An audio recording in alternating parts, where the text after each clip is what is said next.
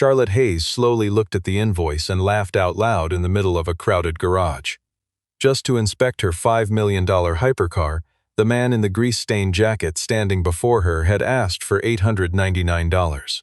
The managers behind her laughed along with her. But Jackson Reed did not argue. He simply closed his toolbox and calmly said she did not need to pay him. He also would not touch the car again. Charlotte thought she had just won the bargain. 2 days later, the $5 million car was completely motionless. Charlotte Hayes had built her name on confidence long before she inherited the company that made it famous. As the chief executive of Hayes Automotive, she carried herself like someone who had never once been told no and meant it. She wore tailored blazers the color of dark steel, kept her hair pulled back with surgical precision, and walked through every room as though the floor itself had been designed to hold her weight and nothing more. On the morning of the unveiling, photographers and engineers and junior executives filled the private showroom floor, all of them waiting for her to unveil the company's crown jewel. The car at the center of the room was not simply a vehicle. It was a statement, a $5 million hypercar built with a hand-assembled engine, carbon fiber body panels imported from 3 different countries, and a top speed that had taken 2 years of wind tunnel testing to perfect.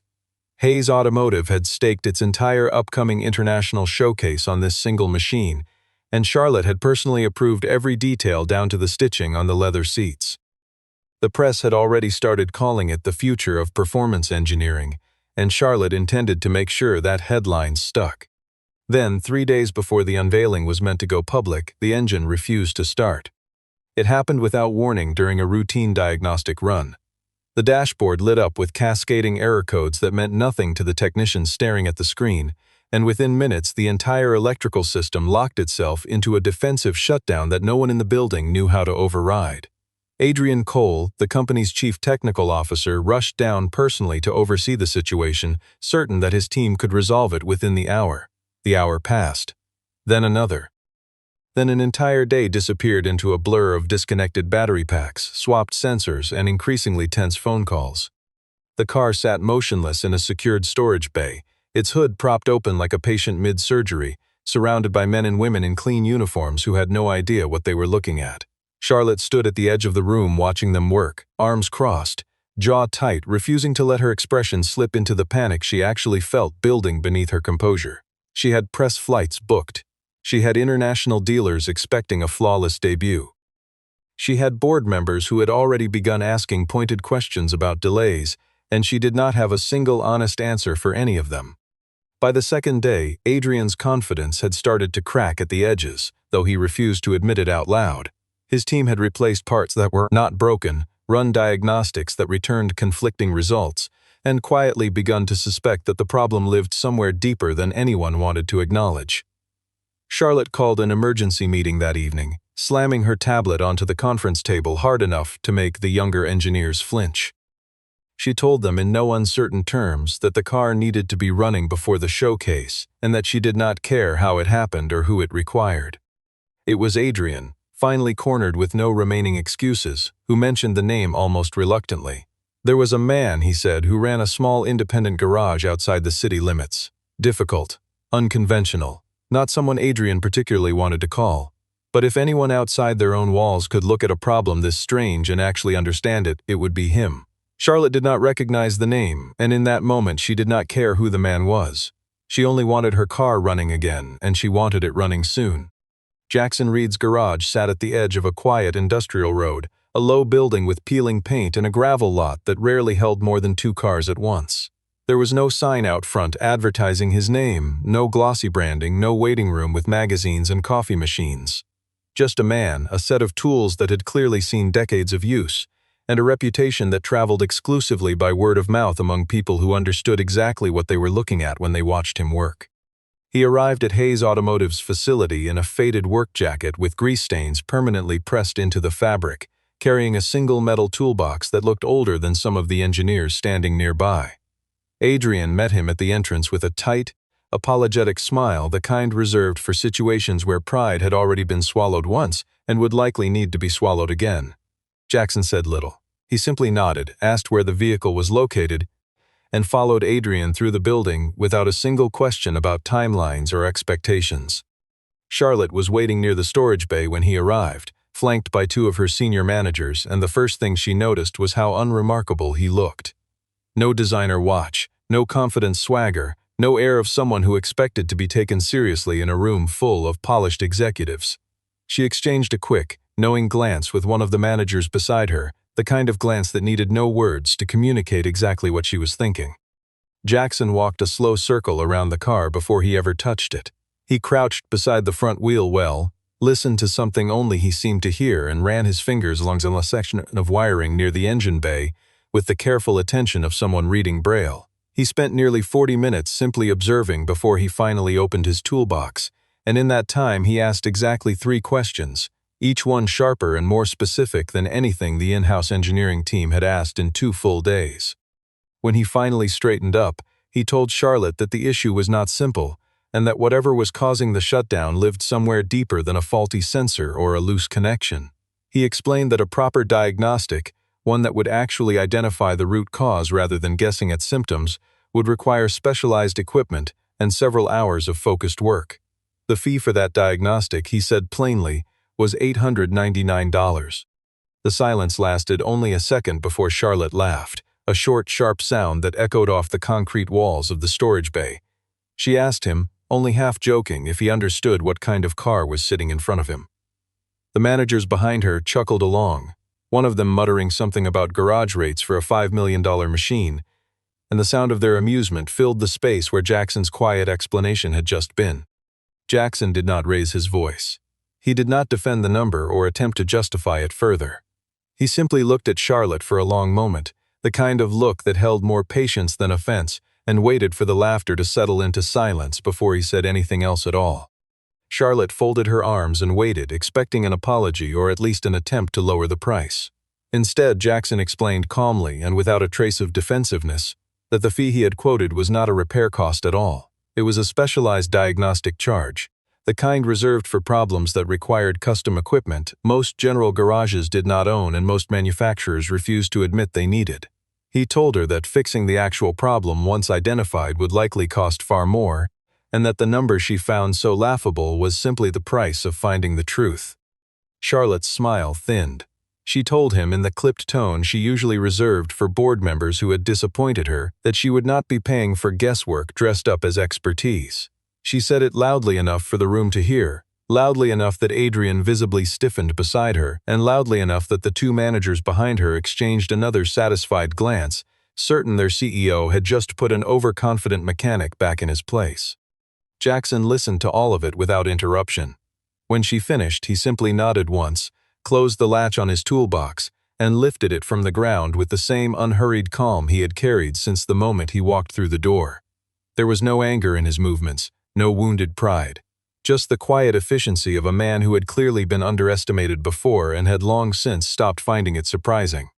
He turned toward the exit, then paused just long enough to look back at the car, then at Charlotte, then at the small crowd of managers still smirking near the storage bay entrance. His voice, when it came, was even and unremarkable, almost gentle in its delivery, which made what he said land with far more weight than if he had shouted it. Then the car will never move again. The laughter that followed was instant and loud, the kind of laughter that fills a room when people believe they have just witnessed someone embarrass themselves on the way out the door. One of the managers actually clapped once, sarcastically, as though applauding a poor performance. Charlotte allowed herself a small, satisfied smile, certain she had just watched an overpriced mechanic retreat from a fight he never should have started in the first place. Adrian laughed loudest of all, relieved that the awkward, unconventional outsider he had reluctantly recommended was finally leaving the building, taking his strange demands and his stranger confidence with him. Nobody in that storage bay, least of all Charlotte, gave Jackson's parting words a second thought as he walked out into the gravel lot, climbed into his worn pickup truck, and drove away without once looking back toward the building. What none of them understood yet, standing there congratulating themselves over a victory that had cost them nothing but a moment of cheap satisfaction, was that Jackson Reed had never once exaggerated a diagnosis in his entire career, and he had absolutely no intention of starting now. The morning after Jackson left, Adrian assembled his entire technical division and announced, with more confidence than the situation deserved, that they would solve the problem internally and prove that an outside diagnostic had never been necessary in the first place. Charlotte approved overtime for the whole team, certain that throwing enough skilled hands at the car would resolve whatever minor glitch was hiding inside its wiring. Neither of them yet understood the size of the mistake they had just made. The team began by replacing the battery management module, convinced the cascading errors pointed to a power distribution failure. The car remained silent. They moved on to the sensor array near the engine bay, swapping out 3 separate units that had shown irregular readings during testing, certain that one of them had to be the culprit. Still nothing. Days passed in a blur of disassembled panels and discarded parts, each replacement costing tens of thousands of dollars in specialized components that Hayes Automotive had to source on emergency timelines from suppliers across multiple countries. By the 4th day, the diagnostic errors had not improved, they had multiplied. What had once been a single warning code blinking on the dashboard had grown into a cascade of conflicting signals, some of them contradicting each other entirely, as though the system itself no longer trusted its own readings. One senior engineer admitted privately to a colleague that he suspected they had made things worse through sheer trial and error, though neither of them dared say it within earshot of Adrian. The total repair expenditure had climbed past $400,000, an amount that triggered automatic review from the finance department and several uncomfortable questions from board members who had been kept in the dark about the severity of the situation. Charlotte found herself fielding calls she did not want to take, offering vague reassurances about timelines she no longer believed in, all while the international showcase crept closer with every passing hour. The car, despite every part replaced and every diagnostic run, would not start. Not a flicker. Not a single functioning system beyond the dashboard lights that continued their meaningless, mocking cascade of errors. The engine bay had been opened and closed so many times that grease-stained fingerprints covered nearly every surface, evidence of effort without progress, of expertise without understanding. Word began leaking outside the company walls, as it always does when enough engineers whisper to enough friends in the industry. A small automotive blog ran a short speculative piece questioning why the celebrated unveiling had been quietly postponed without explanation. It was a minor mention, buried beneath bigger headlines, but Charlotte read it 3 times anyway, feeling something cold settle into her stomach that she did not entirely recognize as fear, though it certainly resembled it. By the end of the week, with the showcase now dangerously close and the car no closer to running than it had been on the very first day, Charlotte sat alone in her office long after everyone else had gone home, staring at a closed laptop, replaying the sound of her own laughter from 1 week earlier, and finding it considerably less satisfying with each passing replay. While Hayes Automotive descended further into quiet chaos, Jackson spent his evenings exactly as he always did, working alone in his garage under a single hanging light, the radio tuned low to an old jazz station that nobody else seemed to listen to anymore. He had not mentioned the encounter at the showroom to anyone, had not gloated, had not even brought it up when an old friend stopped by unannounced one evening carrying a bag of takeout and a long overdue apology for losing touch. The friend's name was Walter Briggs, a retired propulsion engineer who had spent the better part of 3 decades designing performance systems before retiring quietly to a small house outside the city. Walter had heard, through the kind of industry grapevine that never quite disappears no matter how long someone has been retired, that Hayes Automotive's flagship hypercar had developed a mysterious fault that nobody internally could explain.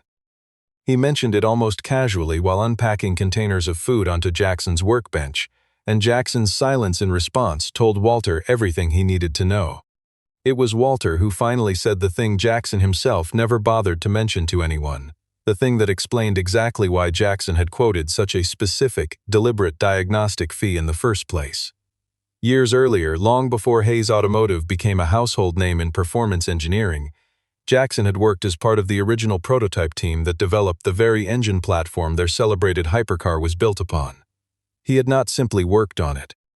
He had helped design core elements of the cooling and sensor architecture that still existed, largely unchanged, deep inside the current model. Adrian Cole had known this fact for years, buried in old personnel records from a previous division merger that most current employees had never bothered to read. When Jackson's name first came up as a possible solution to the crisis, Adrian had recognized it immediately, and had said nothing to Charlotte about the history connecting Jackson to the very engine they could not understand. It was easier, Adrian had decided in that moment, to let Charlotte underestimate an unfamiliar outsider than to admit that the most qualified person for the job had once been a colleague Adrian quietly resented and eventually pushed out of the company entirely. The reasons were not complicated, even if Adrian preferred not to examine them too closely. Jackson's technical instincts had always been sharper than his own, his diagnostic skill more intuitive, his reputation among engineers who actually understood propulsion systems considerably more respected than Adrian's carefully managed corporate image. Watching Jackson walk away from the showroom in humiliation had felt, to Adrian, like a small and necessary correction to an old imbalance that had bothered him for years. Jackson, for his part, harbored no illusions about why Adrian had brought him in, only to let him be mocked without defense. He had recognized Adrian's face the moment he walked through the door, had understood within seconds exactly what kind of professional courtesy he could expect from a man who once celebrated his exit from the company with a small private toast among colleagues who thought no one was listening. None of it surprised him. None of it changed what he already knew about the engine sitting motionless inside that storage bay, waiting for someone willing to actually listen to what it was trying to say. With the showcase now less than a week away and her own engineering team thoroughly defeated, Charlotte authorized an emergency budget to bring in outside specialists, the kind of consultants whose names appeared in trade publications and whose hourly rates reflected reputations built over entire careers. Within 2 days, a team flew in from Germany, followed shortly by a separate consultant from Italy who had once worked on motorsport propulsion systems for a championship-winning racing team. The German team arrived with their own diagnostic equipment, confident and methodical, running tests that took nearly 12 hours to complete. Their conclusion, delivered with polished professionalism, was that the issue likely originated in a firmware conflict between 2 separate control modules, though they admitted they could not identify the exact source without disassembling significant portions of the engine, a process that carried its own substantial risk and would take additional weeks to complete safely. The Italian consultant arrived 2 days later, reviewed the German team's notes, disagreed with several of their conclusions, and proposed an entirely different theory involving a possible manufacturing defect in the wiring harness itself.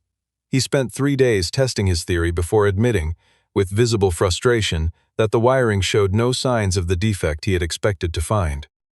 By the end of his visit, he told Charlotte privately that whoever built certain custom elements of this particular engine had clearly designed safeguards that were deliberately difficult to trace without intimate knowledge of the original architecture. It was a remark Charlotte initially dismissed as a polite excuse for failure, until the consultant added one more observation before leaving for the airport.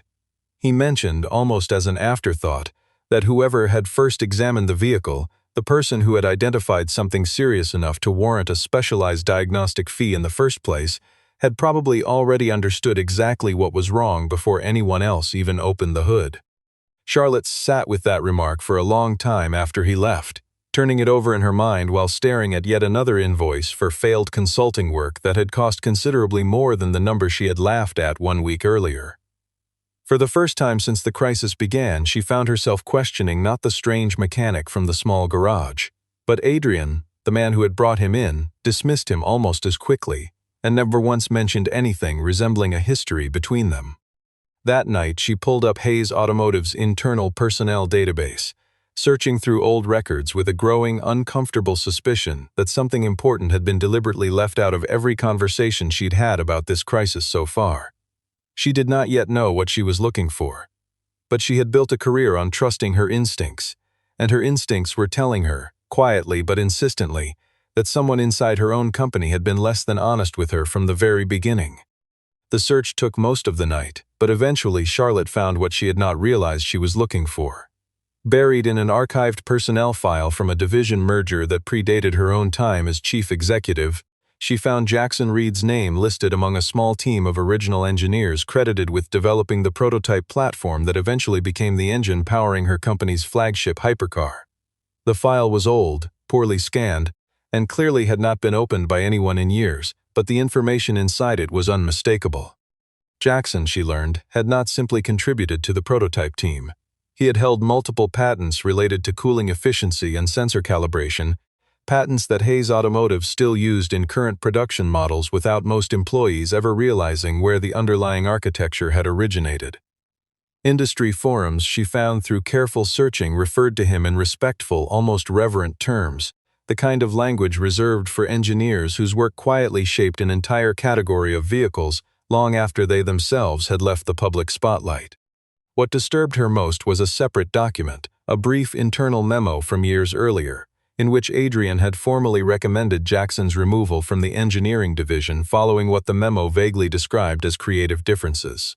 Charlotte read the memo twice, then a third time, searching for any legitimate justification buried in its carefully neutral language, and finding none that explained why a man with Jackson's documented expertise had been pushed out rather than promoted. She confronted Adrian the following morning in his office, closing the door behind her with a deliberate quiet that unsettled him far more than shouting would have. She placed both documents on his desk without a word and watched his expression shift from confusion to recognition to something far more guarded as he realized exactly what she had found. His explanations came quickly, defensive and rehearsed-sounding, full of vague references to personality conflicts and outdated team dynamics that no longer applied. Charlotte did not raise her voice, though every instinct told her to. She simply asked him, directly, why he had brought a man with this exact history into a crisis involving the very engine that man had helped design, only to let him be humiliated and dismissed within minutes of arriving. Adrian had no good answer, only excuses that grew increasingly tangled the longer he tried to explain himself, each sentence revealing more about his own insecurity than he seemed to realize. By the time Charlotte left his office, she understood two things with complete clarity. The first was that Adrian had deliberately withheld information that could have saved the company enormous time, money, and public embarrassment. The second, more uncomfortable realization was that she herself had laughed a brilliant engineer out of her building without bothering to ask a single meaningful question about who he actually was, and that mistake belonged entirely to her, regardless of what Adrian had or had not told her beforehand. Charlotte drove to Jackson's garage alone, without an assistant trailing behind her, without a driver waiting outside, without the carefully managed entourage that usually surrounded every public appearance she made. She parked her own car on the gravel lot, the engine ticking quietly as it cooled, and stood for a moment outside the modest building before finally walking through the open bay door into a space that smelled of motor oil and old metal. Jackson was underneath a different vehicle when she arrived, a much older sedan belonging to some local customer who clearly could not afford the kind of attention Hayes Automotive's hypercar had received. He slid out from beneath the car at the sound of her footsteps, wiped his hands on a rag hanging from his belt, and regarded her with an expression that held no particular surprise, as though some part of him had expected this visit eventually. She told him everything, more honestly than she had spoken to anyone in days. She admitted the failed repairs, the expensive consultants who had found nothing useful, the mounting pressure from her board, and the personnel file she had discovered detailing exactly who he was and what he had built. She asked him, directly and without the polished diplomacy she usually relied on in business negotiations, to come back and finish what he had originally offered to do. Jackson listened without interrupting, the same patient quality in his expression that had unsettled her so much during their first meeting. When she finished speaking, he shook his head slowly and told her no, his voice calm but absolutely final. Charlotte blinked, genuinely caught off guard, certain that an apology combined with whatever fee he wanted would be enough to resolve the entire situation. She offered him double the original amount, then triple, watching his expression remain unchanged through each escalating figure until she finally asked him outright what it would actually take to convince him. Jackson set down the rag in his hands and looked at her steadily before answering. He told her this had never been about money, not from the very beginning, and that no amount she offered would change what had actually happened in that storage bay 1 week earlier. He explained, simply and without bitterness, that he had spent years building a quiet, respectable life after leaving an industry that once treated his expertise as disposable the moment it became inconvenient. Watching an entire room laugh at him for naming an honest price had reminded him exactly why he left in the first place, and no check, regardless of the number written on it, could undo the experience of being dismissed in front of strangers, simply because he did not look the way people expected an expert to look. Charlotte stood in silence for a long moment after he finished speaking, feeling something genuinely uncomfortable settle over her, an emotion she did not immediately recognize as shame because she so rarely allowed herself to feel it. She thanked him quietly for his time, turned, and walked back out to her car without another word, driving away with far more to think about than she had arrived with. Charlotte returned 3 days later, this time without any offer of money at all. She found Jackson outside his garage replacing a tire on his own truck, and she waited quietly until he finished before saying anything. When she finally spoke, the words came slower than before, less rehearsed, carrying none of the polished confidence she usually wielded so easily in front of cameras and shareholders. She apologized, plainly and specifically, for laughing at him, for allowing her managers to mock him without correction, and for failing to ask even one basic question about his background before dismissing him entirely.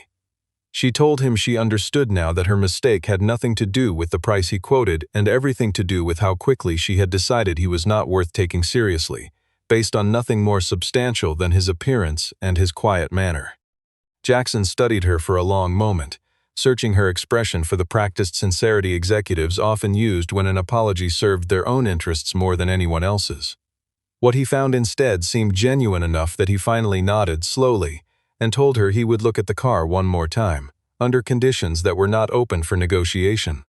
He wanted every member of the technical team present, including Adrian, with no exceptions and no excuses for absence.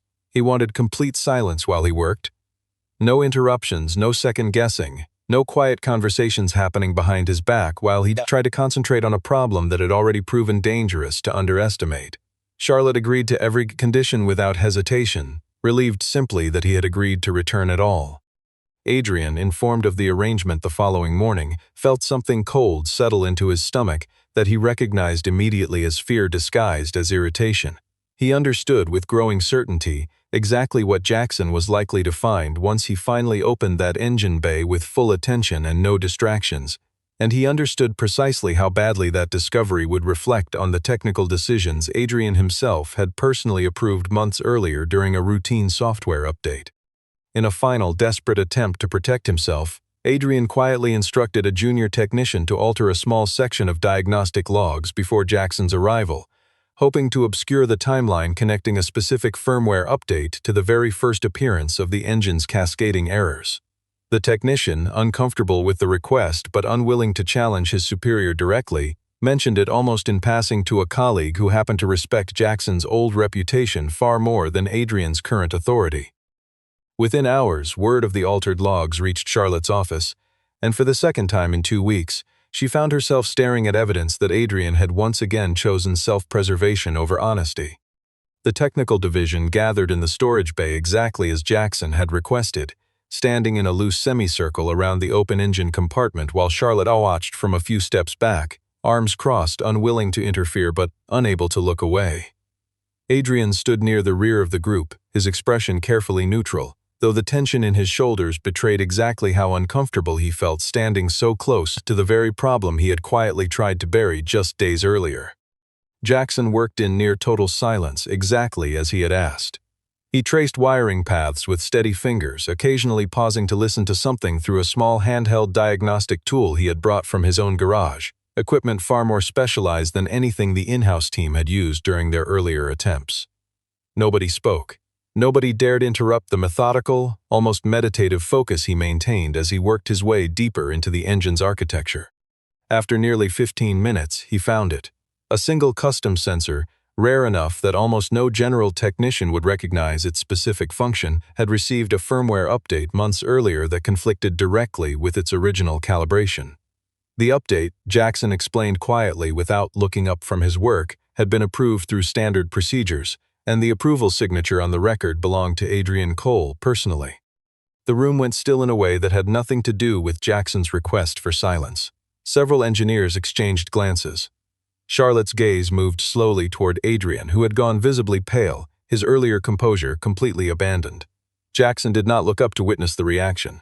He simply continued working, recalibrating the sensor by hand with tools precise enough to make adjustments measured in fractions most people would never notice.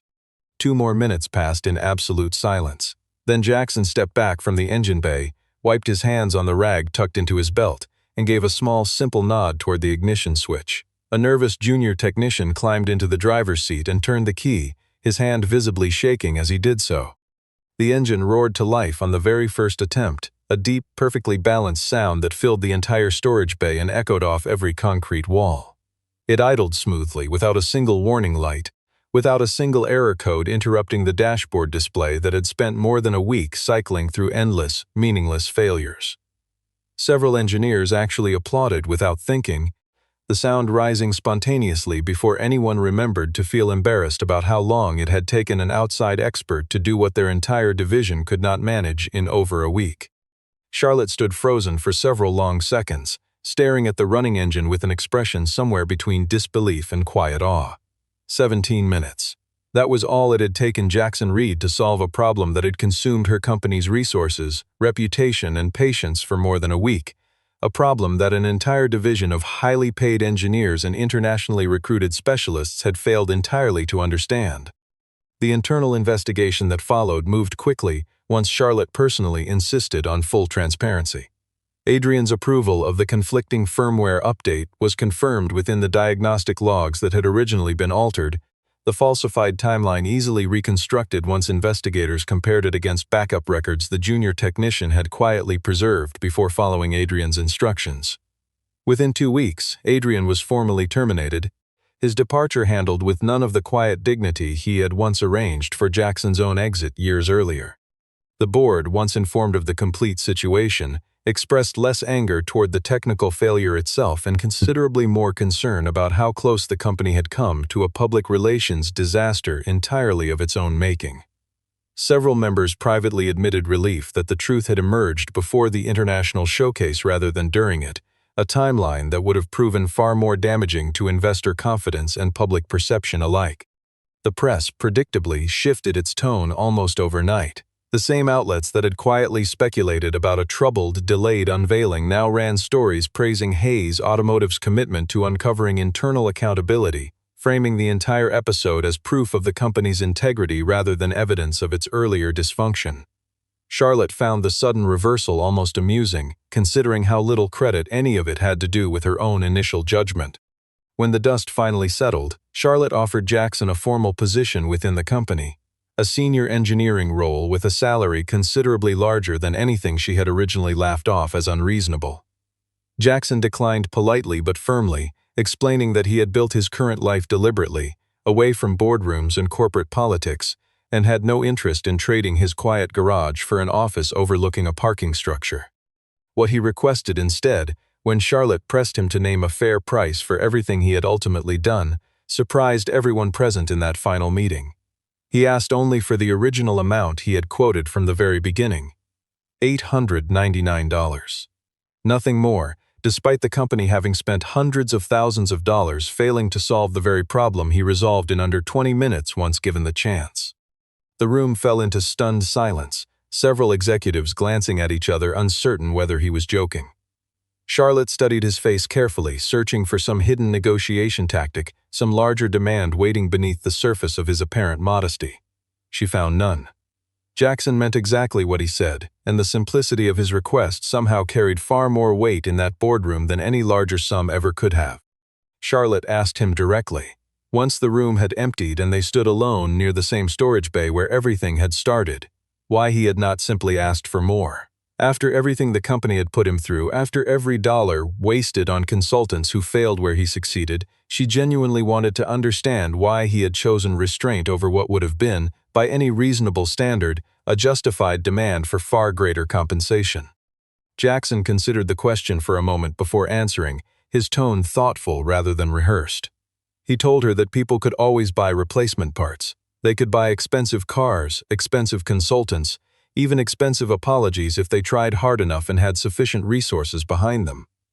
What nobody could ever purchase, he explained, was respect once it had already been thrown away in front of an entire room of witnesses, because money addressed consequences, not character. Charlotte said nothing for a long moment, turning his words over carefully, recognizing in them an honesty far more direct than anything she typically encountered in her professional life, where most conversations were carefully managed to avoid exactly this kind of uncomfortable truth.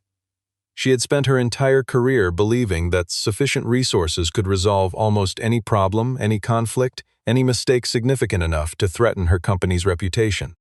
Standing there, listening to a man in a worn work jacket explain something she had never properly considered before, she began to understand that her error from the very beginning had never really been about underestimating his skill.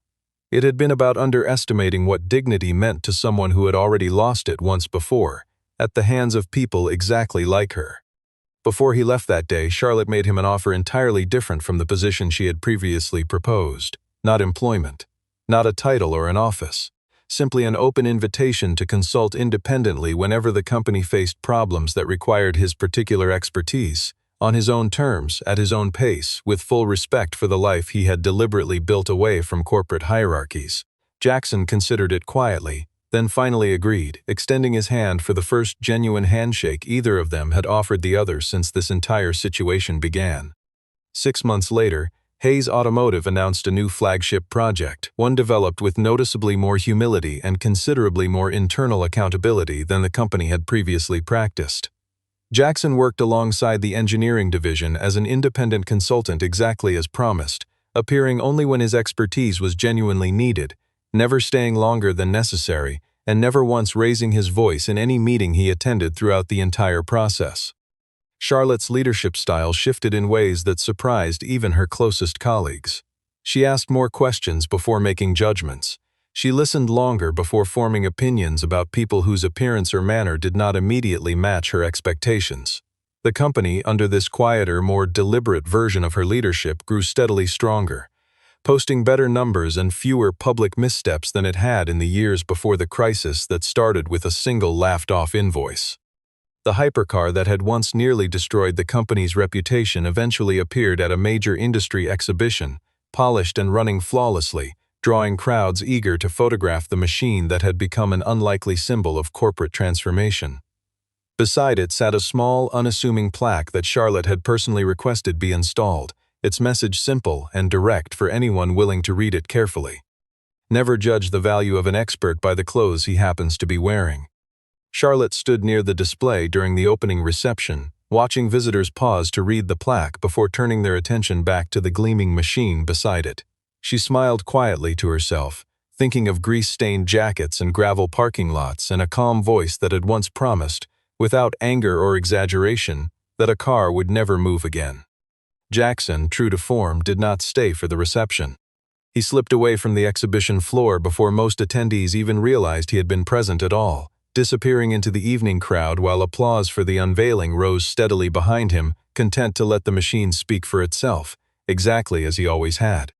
If you enjoy watching pure arrogance crumble into humility, stay until the end because the biggest twist is still coming.